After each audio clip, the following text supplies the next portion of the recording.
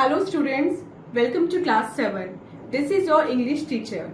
इस last video में हमने पढ़ा था इंग्लिश 7 का चैप्टर नंबर 3 जिसका नाम था कंपैशनेट साउंड्स. आई होप वो चैप्टर भी आपको अच्छे से समझ में आ गया होगा. And in today's video, we are going to learn English 7 chapter number 4 and the name of the chapter is Return of the Native. So, without wasting any more time, let's get started. So students, this is our today's chapter, chapter 4 and the name of the chapter is Return of the Native. Native की वापसी, native की घर वापसी. और native कौन होता है? Native किसी जगह पे रहने वाले किसी इंसान को बोलते हैं. Like we are the native of India और we are the native of some particular state. So जिस स्टेट पे, जिस जगह पे, जिस सिटी पे हम रहते हैं, हम वहाँ के नेटिव होते हैं, हम वहाँ के निवासी होते हैं. तो ये चैप्टर है किसी निवासी की घर वापसी के बारे में. सबसे पहले इसका इंट्रोडक्शन पार्ट देखते हैं. Have you heard of the term NGO? क्या आपने एनजीओ टर्म के बारे में सुना है? क्या आपने एनजीओ वर्ड के बारे में सुना है? अगर हाँ, तो आपको क्या करना है? आपको एनजीओ की करेक्ट फुल फॉर्म पे टिक करना है और नीचे आपको 3 ऑप्शन दिए, इनमें से आपको करेक्ट ऑप्शन को टिक करना है. मतलब आपको इन 3 ऑप्शन को पढ़ना है एंड देन बताना है कि एनजीओ की राइट फुल फॉर्म क्या है. सेकेंड क्वेश्चन में discuss in groups of 4 the objectives of NGOs and there areas of work. आपको क्लास में 4 का ग्रुप बनाना है, 4 स्टूडेंट्स का, एंड देन ग्रुप बना के आपको डिस्कस करना है कि एनजीओज के ऑब्जेक्टिव क्या होता है, उसका मिशन क्या होता है, एम क्या होता है और वो कैसे काम करता है. Third is look at the list of the NGOs given below and collect information about them. नीचे कुछ एनजीओज के नाम और उनके लोगो दिए हुए हैं. आपको क्या करना है? इनको पढ़ना है, इन चारों एनजीओज के बारे में, और इनके बारे में इंफॉर्मेशन कलेक्ट करनी है. अब देखते हैं कि चैप्टर हमारा किस बारे में. अबाउट द लेसन सेक्शन में देखते हैं. चैप्टर है हमारा एक ऐसे पर्सन के बारे में जिन्होंने अपना फॉरेन करियर छोड़ दिया अपने गांव वालों की, अपने देशवासियों की मदद करने के लिए. लाइक वो बहुत एजुकेटेड थे और उनको फॉरेन में बहुत अच्छी जॉब भी मिल गई थी, लेकिन उनका मन नहीं माना और वो वापस इंडिया आ गए. और इंडिया आके उन्होंने क्या किया, कैसे अपनी लाइफ को सेक्रीफाइस किया, कैसे अपने सब कुछ दांव पे लगा दिया दूसरों की खुशी के लिए, ये सब आज हम इस चैप्टर में पढ़ेंगे. तो अपना मेन चैप्टर रीडिंग स्टार्ट करते हैं. डॉक्टर परमेश्वर Rao was a man of clear vision. After obtaining a doctoral degree from the Pennsylvania State University, USA, he turned down the lucrative offer of a job of an assistant professor at the university. Guided by his inner voice, he came back to India. What are your plans? His father asked. So, ये story है doctor परमेश्वर राव की, जिनका vision बिल्कुल clear था. उन्होंने doctoral degree ली, honours की degree ली. कहाँ से? यूएसए की पेनिसिल्वेनिया स्टेट यूनिवर्सिटी से. बहुत फेमस और बहुत ऑनरेबल यूनिवर्सिटी है. वहां से उन्होंने डिग्री ली और उसी यूनिवर्सिटी ने उनको अपने यहाँ जॉब ऑफर करी. और वो जॉब जो थी वो बहुत अच्छा था, मतलब उसमें जो पैकेज वगैरह था सब कुछ बहुत अच्छा था. लेकिन परमेश्वर राव को ये आइडिया पसंद नहीं आया. उनका जो प्लान था, उनका जो लाइफ का मिशन था, एम था, वो कुछ और था. उन्होंने उस ऑफर को ठुकरा दिया. और क्योंकि उनकी जो अंतरात्मा थी वो उनको इसका इजाजत नहीं दे रही थी, वो उनको परमिशन नहीं दे रही थी कि वो यूएसए में सेटल हो जाए. सो ऐसे करते देखकर उनके फादर उनसे पूछते हैं कि तुमने जो इतना अच्छा ऑफर वहां का ठुकरा दिया, तुम्हारी प्लानिंग क्या है, तुम क्या सोच रहे हो लाइफ में करने के लिए. Till now, his father had decided everything for him. On completing his schooling, Rao had wanted to go to his native village, but he was persuaded to go for higher studies in the USA.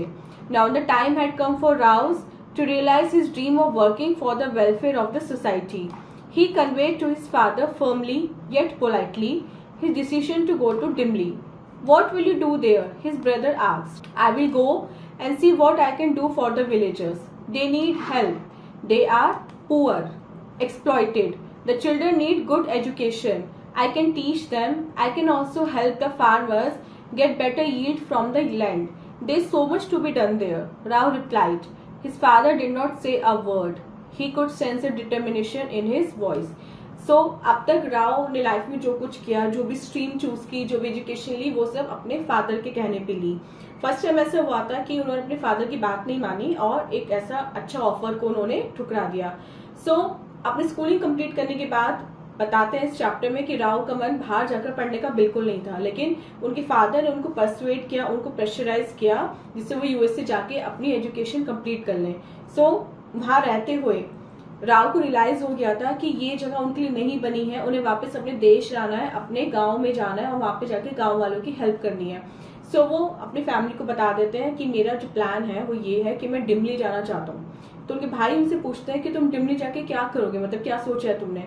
तो वो कहते हैं अभी मैंने कुछ सोचा नहीं है, लेकिन मैं वहां जाके देखूंगा कि मैं एग्जैक्टली उन लोगों के लिए क्या कर सकता हूँ। उन्हें मेरी हेल्प की जरूरत है, वो गरीब है, उनके बच्चे बहुत ज्यादा एक्सप्लॉइटेड है, वहाँ कुछ भी बेसिक फैसिलिटीज नहीं है। तो मैं वहां पहले जाऊंगा, रहूंगा और फिर मैं देखूंगा उन्हें किस चीज की जरूरत है, मैं उन लोगों की कैसे हेल्प कर सकता हूँ। मैं वहाँ फार्मर्स की भी हेल्प करूंगा जिससे वो ज्यादा से ज्यादा क्रॉप उगा सकें। और मतलब वहां करने के लिए बहुत कुछ है, लेकिन एग्जैक्टली अभी मैं आपको नहीं बता सकता कि मैं वहां जाके क्या करूंगा। सो ये बात सुन के उनके जो फादर थे वो एक वर्ड भी नहीं बोले, क्योंकि वो समझ गए थे कि अब राव किसी की भी सुनने वाले नहीं है और जो उन्होंने ठान लिए वो पूरा करके रहेंगे। Rao arrived in the village along with his wife. His brothers too came to help him settle down in his ancestral home. Early next day, Rao set out for a stroll. He saw children carrying satchels walking along the dusty path. He asked the children why they were out so early. They said, "We have to start early as we attend the school at Yelamanchali." "You mean you walk 5 miles in the morning to reach school and then another miles to return home after school?" Rao could not believe himself. It gave Rao an idea where to start from. Establishing a school in Dimli became his first priority. So Rao अपनी wife के साथ dimly अपने गांव आ जाते हैं। उनके जो भाई होते हैं वो भी उनके साथ आते हैं, जिससे वो उनको उनका जो पैतृक घर था, मतलब जो पुराना घर था, उसमें बसने में हेल्प कर सके।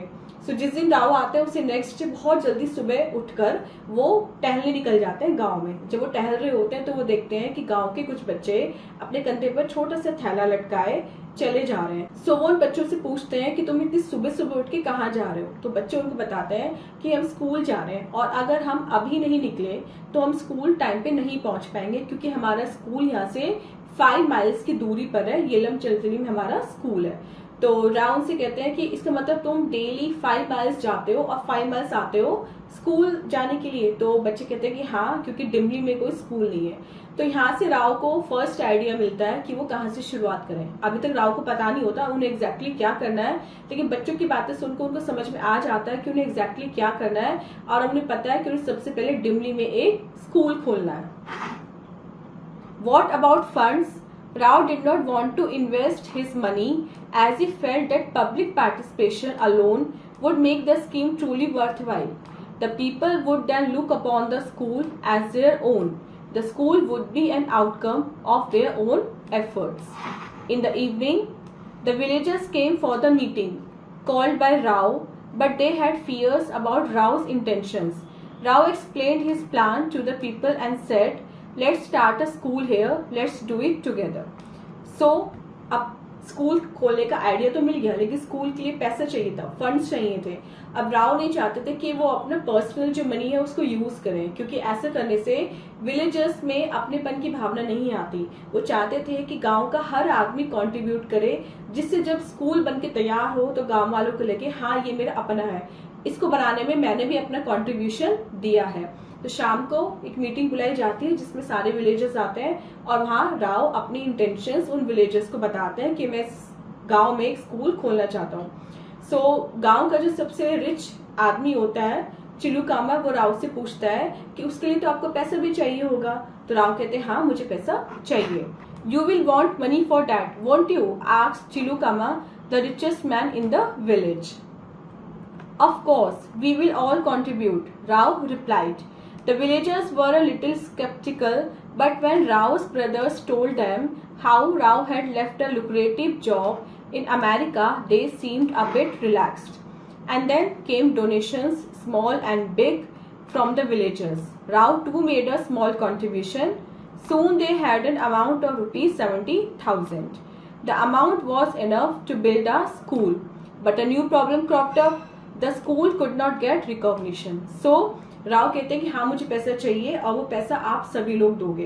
तो ये बात सुन के जो विलेजर्स हैं वो थोड़ा हिचकिचाते हैं, क्योंकि वो कैसे राव पे ट्रस्ट कर ले। राव उनके लिए बिल्कुल नए होते हैं। तो राव के भाई उन विलेजर्स को बताते हैं कि कैसे राव ने अपनी इतनी अच्छी जॉब छोड़ दी, अमेरिका में सेटल वो हो सकते थे, बहुत अच्छा कमा सकते थे, लेकिन आप लोगों के लिए राव ने अपनी जॉब छोड़ दी। सब आप लोग की बारी है अपने गांव के लिए, राव के लिए कुछ करने की। तो इससे उनके जो विलेजर्स होते हैं वो थोड़े रिलैक्स हो जाते हैं। उसके बाद डोनेशंस आने लगती हैं, कोई छोटा अमाउंट डोनेट करता है, कोई बड़ा अमाउंट डोनेट करता है। राव खुद भी डोनेशन देते हैं और एट लास्ट उनके पास 70,000 रुपीज इकट्ठा हो जाते हैं, जो एक स्कूल को बनाने के लिए काफी थे। मतलब थोड़ा पहले की स्टोरी है, ये काफी पुरानी स्टोरी है। तो उस टाइम 70,000 जो अमाउंट था वो इतना होता था कि आज के जमाने का स्कूल उस टाइम बन सकता था। सो ये प्रॉब्लम सॉल्व हो गई, स्कूल का आइडिया मिल गया और डोनेशन भी मिल गई। लेकिन मेन प्रॉब्लम थी स्कूल को रिकॉग्निशन दिलाने की, स्कूल को मान्यता दिलाने की। तो इसके लिए राव ने क्या किया वो हम आगे पढ़ते हैं। Rao met the chief minister several times but to no avail. He did not lose heart and tried to meet the governor, Kandubhai Desai, but every time he was turned away by minor officials. Luck came to him when he met the ADC, personal assistant to the governor. Impressed by his will of steel and concern for the villagers, he arranged a meeting with the governor. The governor gave him a patient hearing and they parted as friends. Rao soon received news that the school had been recognized. So अब next काम था school को मान्यता दिलाने का। तो उसके लिए राव चीफ मिनिस्टर्स से मिलने गए कई बार, लेकिन कोई फायदा नहीं हुआ। तभी उन्होंने उम्मीद नहीं छोड़ी और उन्होंने सोचा कि अब मैं गवर्नर कांदूभाई देसाई से मिलूंगा। लेकिन जब भी वो गवर्नर से मिलने जाते, गवर्नर के जो स्टाफ था, जो नीचे लेवल का स्टाफ था, वो उनको वापस भेज देता था। तो एक दिन राव का लक बहुत अच्छा था कि उनको गवर्नर का जो पर्सनल असिस्टेंट था वो मिल गया और वो राव की डिटर्मिनेशन देख के बहुत इम्प्रेस हुआ और उसने गवर्नर के साथ राव की एक मीटिंग फिक्स करा दी। सो जो गवर्नर के साथ राव बैठे और उन्होंने अपना आइडिया गवर्नर को बताया, तो गवर्नर बहुत ज्यादा इम्प्रेस हुए और उन्होंने राव के स्कूल को recognition they the. The teacher did not look back, he went on teaching the children and introduced adult education. He showed the farmers how better methods of farming could increase the yield.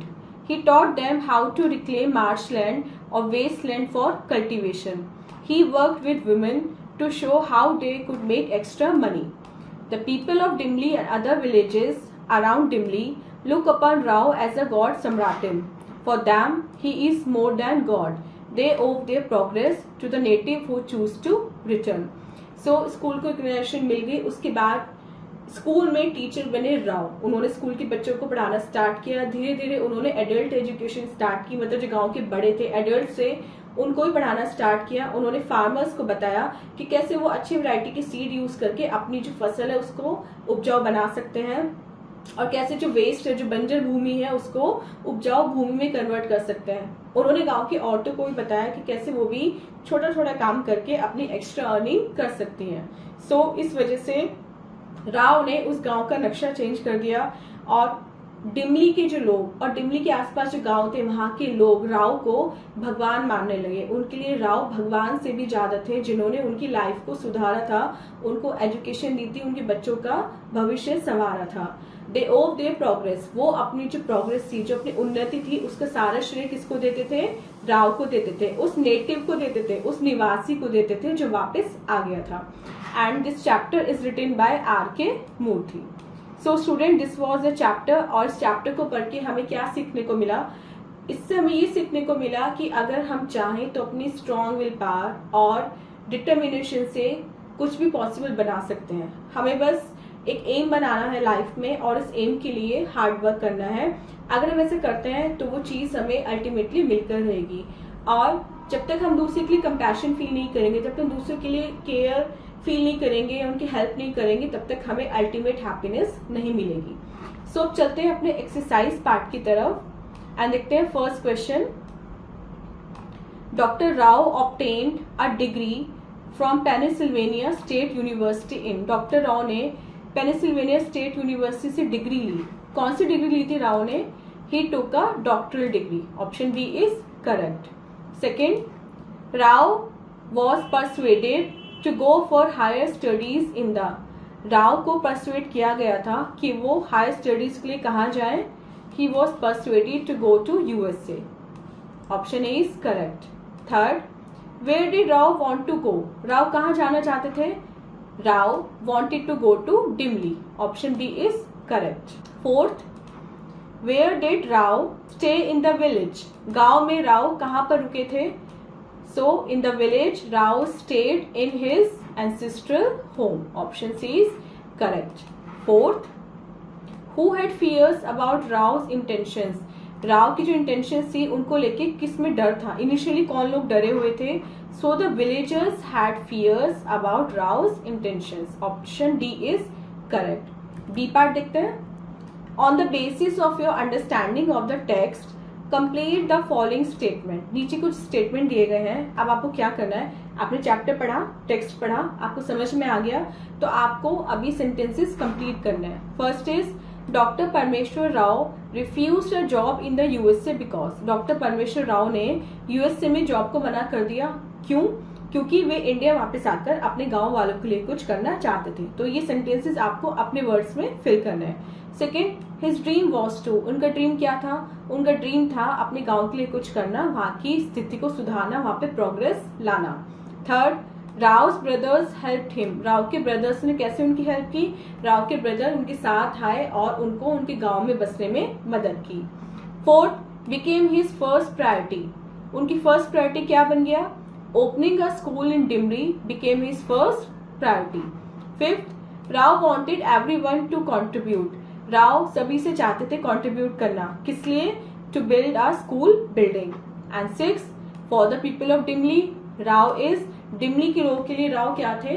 Rao is more than God. So student, this was the chapter and the chapter exercise. I hope आपको explanation and exercise दोनों ही अच्छे से समझ में आ गए होंगे।